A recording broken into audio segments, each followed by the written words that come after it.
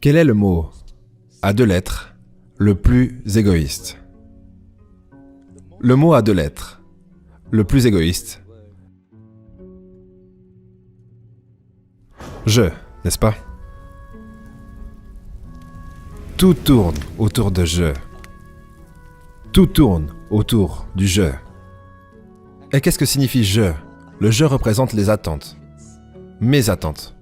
Juste mes attentes. Mes espérances. Je devrais être traité comme ça. Je devrais être aimé comme ça. On devrait me parler comme ça. Je devrais être respecté comme ça. Que d'attentes. On vit tous une vie avec des attentes super élevées. Pas seulement élevées.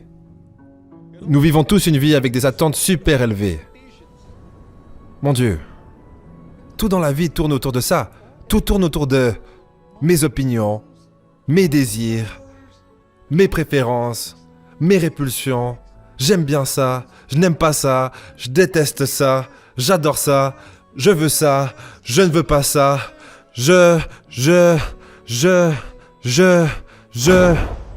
Pensez-vous que la vie sera une vie heureuse si elle tourne autour du je? Depuis l'enfance, on a grandi comme ça. On a seulement appris à prendre. Et tout le monde doit satisfaire mes attentes. Tout doit être à la hauteur de mes attentes. Quand j'étais enfant, je ne mangeais pas si ma mère ne cuisinait pas ce que j'avais demandé. Vous savez, tout doit tourner autour de mes attentes. Un garçon va voir sa mère et lui dit « Maman, je t'aime. » À 5 ans, « Maman, je t'aime. » La mère dit « Je t'aime aussi, fiston. » Le garçon à l'âge de 16 ans va voir sa mère. « Maman, je t'aime. De combien d'argent as-tu besoin? » Le garçon à l'âge de 25 ans. « Maman, je t'aime. Qui est-elle? Où habite-t-elle? Dis-moi, on va trouver un arrangement. » Puis à 40 ans. « Maman, je t'aime. Je t'avais bien dit de ne pas la marier. »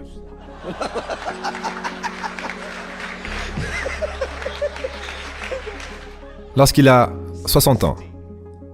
À 60 ans. « Maman, je t'aime. Je ne signerai aucun document. Est-ce que c'est clair? Alors maintenant, va-t'en. » Les mères savent.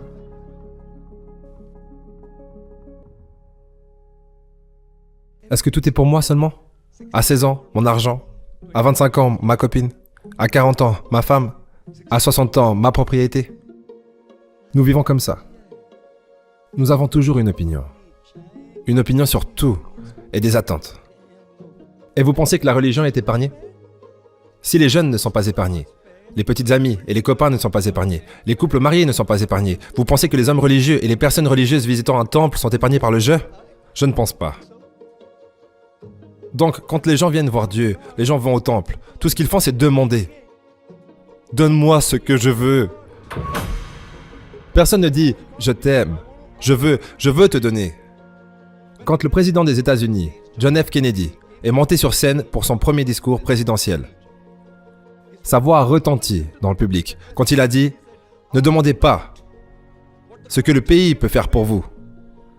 Demandez ce que vous pouvez faire pour le pays. » And so, my fellow Americans, ask not what your country can do for you, ask what you can do for your country. Et donc je dis, ne demandez pas ce que Dieu peut faire pour vous. Demandez ce que vous pouvez faire pour Dieu. Mais personne ne fait ça. Parce que le jeu est trop grand.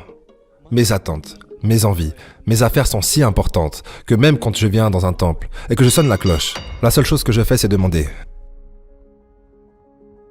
Si vous êtes une personne qui en attend beaucoup de la vie, matériellement, relationnellement, etc., c'est parfait, mais vous pouvez arrêter d'attendre.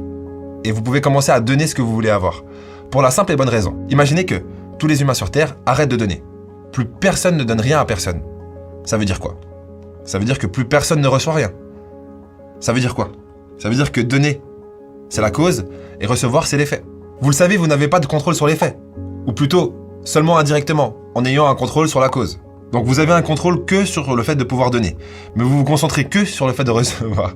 Autrement dit, vous vous concentrez uniquement sur la chose sur laquelle vous n'avez pas de contrôle. C'est pour ça que ça n'apporte pas de très bons résultats. Donc il est préférable de se concentrer la plupart du temps sur ce que vous pouvez donner. Et par donner, j'entends ce que vous pouvez faire.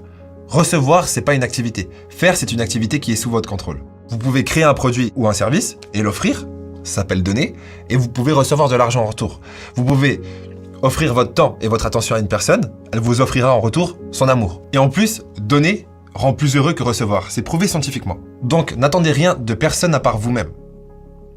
Vous êtes la seule personne qui indirectement peut vous offrir tout ce que vous voulez. Mais ça commence par donner. Et cela me fait penser que plus on mène une vie autour du jeu, plus ce jeu restera toujours frustré. Parce que les gens ne vivent pas dans ce monde pour répondre à vos attentes. Qu'en pensez-vous? Est-ce que vous pensez que les gens vivent dans ce monde juste pour répondre à vos attentes? C'est ce que vous pensez? Désolé de le dire. Attendez un moment, vous comprendrez que non. Ni les amis, ni la famille. Ils sont tous nés pour répondre à leurs propres attentes. Ne donnez jamais, jamais le contrôle de ce que vous ressentez à quelqu'un d'autre. N'autorisez personne à vous télécommander. Contrôlez votre télévision avec la télécommande. Aucun problème. Votre voiture peut être télécommandée. Mais n'autorisez personne à contrôler vos émotions.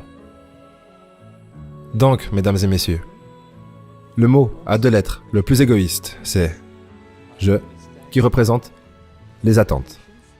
Donc, évitez ce mot. Comment éviter ce mot? Soyez réaliste dans vos attentes.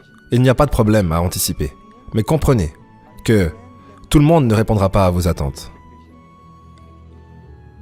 Et deuxièmement, évitez ce mot « je » en essayant de servir les autres. Vous savez pourquoi? Parce que quand vous voulez être servi, vous êtes dépendant des autres. Ils peuvent ne pas vous servir. Quand vous voulez servir, qui peut vous arrêter? Quand vous voulez du respect, les gens ne peuvent ne pas vous le donner. Mais quand vous voulez donner du respect, qui peut vous arrêter? Quand vous voulez être aimé, vous ne serez peut-être pas aimé. Mais quand vous voulez donner de l'amour, qui peut vous arrêter? Et donc, apprenez à transformer votre voyage de je à vous. Plus vous en voulez pour vous-même, plus vous resterez frustré. Plus vous voudrez donner, plus vous serez heureux. Souvent, quand on veut quelque chose pour soi, on a tendance à le vouloir que pour soi. Comme si il n'y avait pas assez d'abondance sur Terre pour que tout le monde puisse obtenir ce qu'il veut vraiment. Mais l'idée, c'est que quand vous voulez quelque chose, vous devez aussi le vouloir pour les autres. Vous voulez réussir, et vous voyez une personne à côté de vous réussir avant vous, soyez content pour son succès. Si vous jalousez son succès, c'est que vous croyez plus au manque qu'à l'abondance. Et votre croyance créera votre réalité. Et n'oubliez pas que les choses qui ont le plus de valeur n'ont pas de prix. Et que ces choses-là, vous ne pouvez pas les perdre. Est-ce qu'un sourire vous coûte votre joie? Est-ce qu'un conseil avisé vous coûte votre savoir? Non. Alors partagez. Partagez comme si vous n'aviez rien à perdre. C'est cadeau. Je vous demanderai pas de vous abonner cette fois d'ailleurs. Et au prochain épisode.